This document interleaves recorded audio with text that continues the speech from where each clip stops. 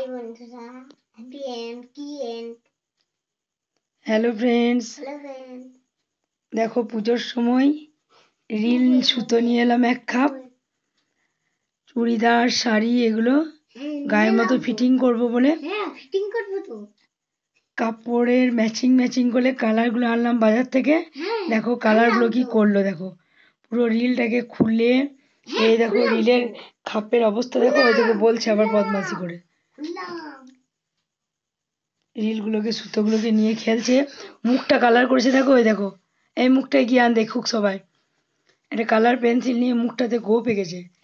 এখনই দুধ খাওয়া কমপ্লিট হলো, মুখটাতে গোপ করেছে। এইভাবে আমার তোমাদের জন্য ভিডিও কমপ্লিট হয়। কেমন ভিডিও দেখো, রিলটাকে 12টা বাজিয়ে দিল।